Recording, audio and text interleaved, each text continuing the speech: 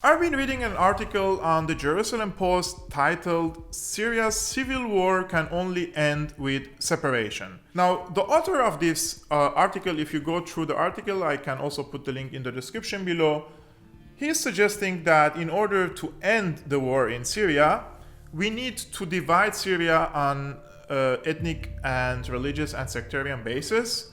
And he's suggesting that there should be a Kurdish state on the eastern shores of the Euphrates, and the Sunni state, maybe in Damascus and Aleppo, and also an Alevi state, mostly on the coastal side of Syria. Now, if you read the article, you realize that this is the official line of Israel. Israel wants to divide Syria on ethnic and religious basis, and this is actually a wishful thinking. It is a wishful thinking as long as Assad is in power and the allies are supporting him in order to capture every single inch of Syria from the terrorists or other illegal militias, despite the differences among the allies in timing or strategy, political environment, etc., etc.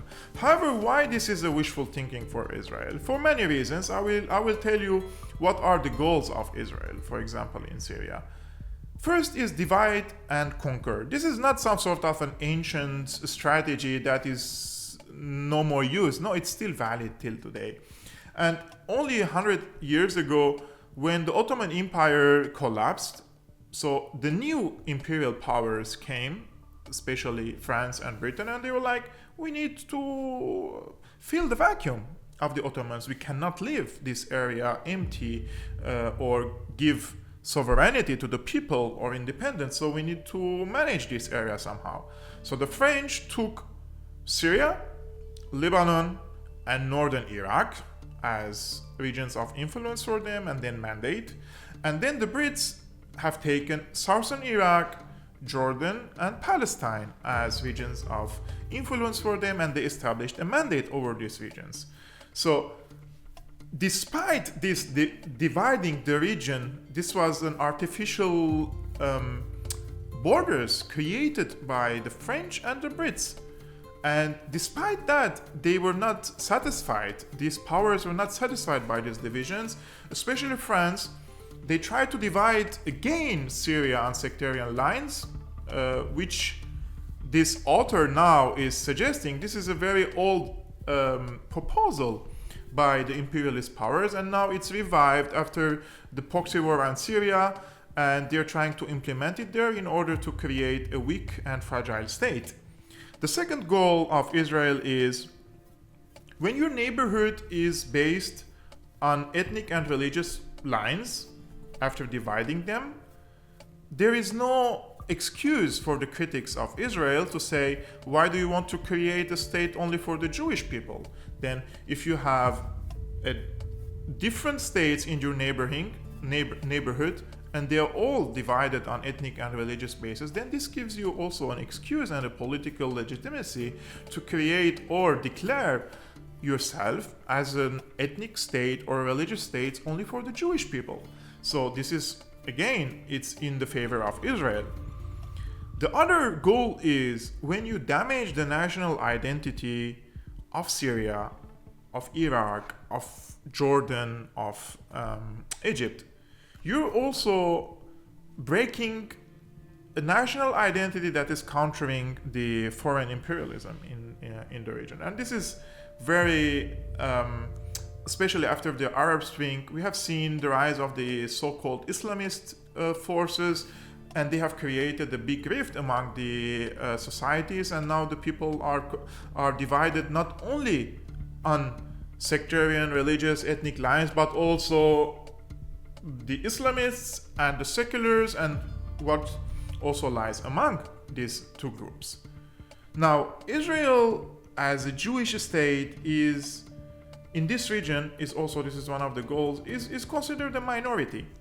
As a Jewish community, they are a minority in the region surrounded by, in Syria and in Jordan, in Palestine and in Egypt, by millions of, or tens of millions of Arabs.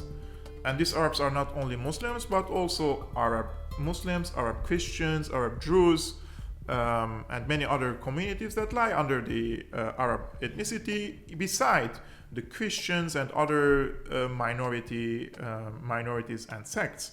So when you create this division and this separation in your neighborhood, and you for example divide Syria into a Druze, a Sunni, a Kurdish and minority state, this makes you not only this doesn't give you only a political legitimacy to become only a state only for the Jews, but also it gives you a very strong stance as an ethnic community, as a religious community in the region, and transfer yourself from being a minority into one of the not the majorities, but to quantify yourself as being equal to other communities in the region as well.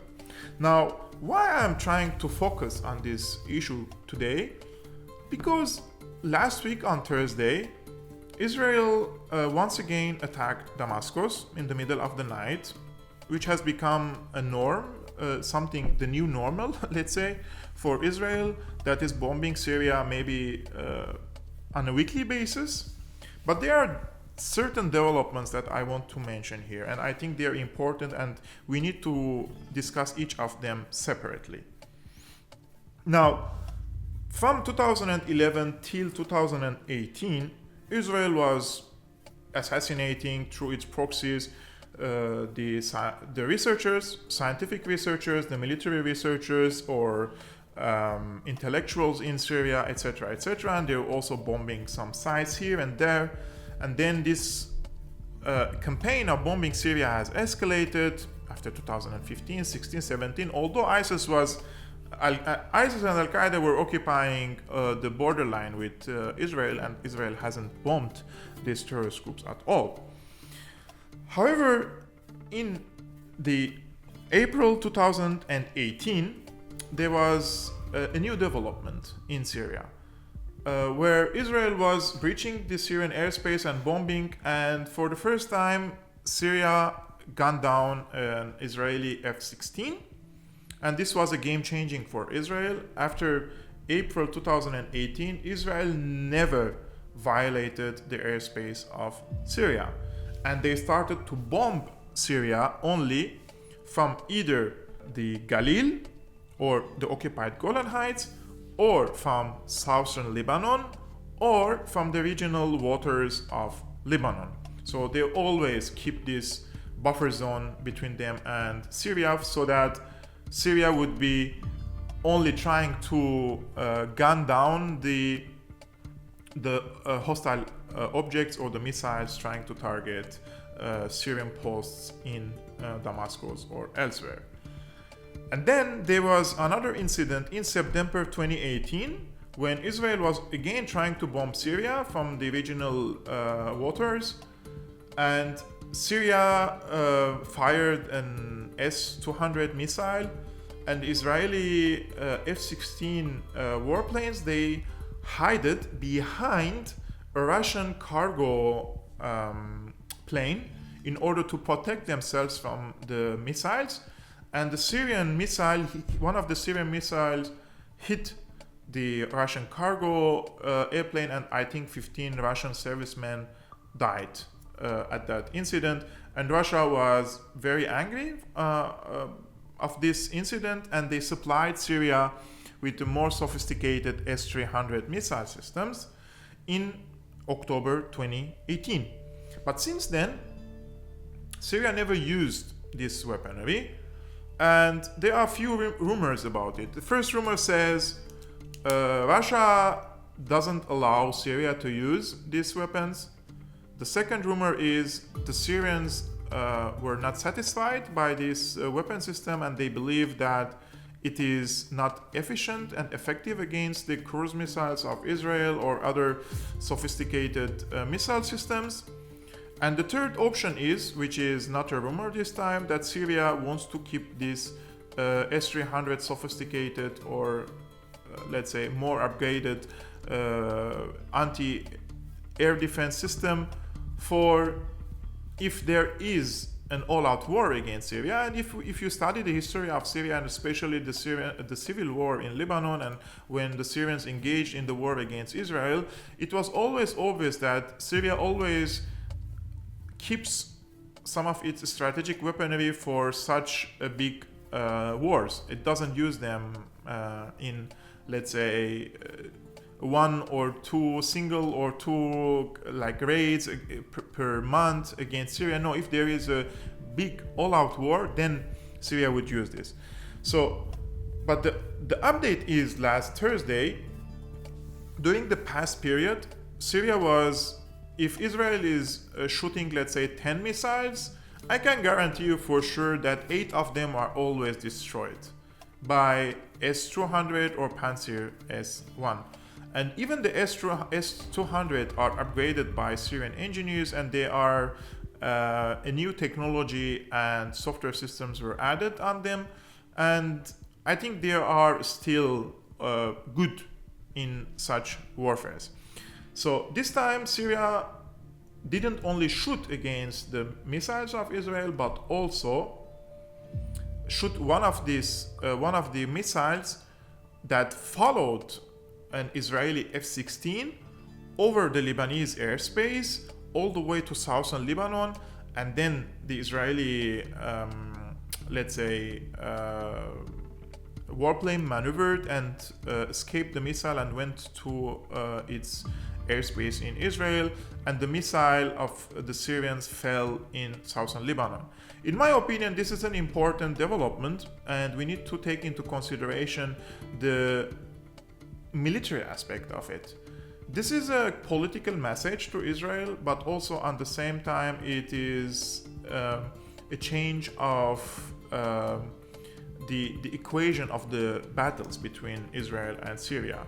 Syria was all in the past period was trying only to shoot down the missiles, but now when you're trying to shoot an Israeli warplane, not over, I'm not talking about an airplane that is flying over a Syrian airspace. No, it was flying over the Lebanese airspace. This is, in my opinion, a big development, and it is a message to Israel that we are not going only to shoot your missiles, but also we're gonna try to shoot your warplanes, even if you're using the Lebanese airspace or the regional waters or in the Golan Heights, which is occupied by Israel.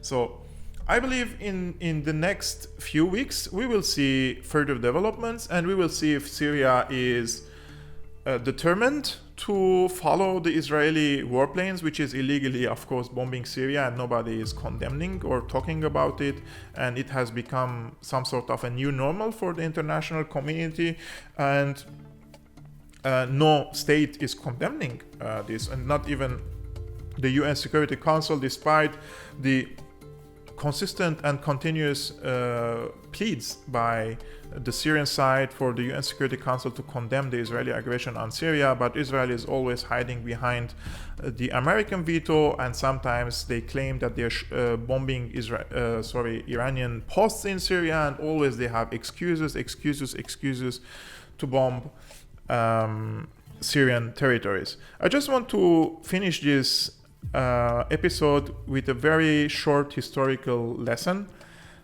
First, at least after the Six-Day Wars in 1967, when Israel occupied a big swath of Arabic territories, it was a moment for a big, complete hegemony for Israel over the region. But later, the Syria, Iraq, and Egypt particularly tried to rearm themselves by Soviet weaponry back then, and they attacked against Israel, Syria, and Egypt in 1973.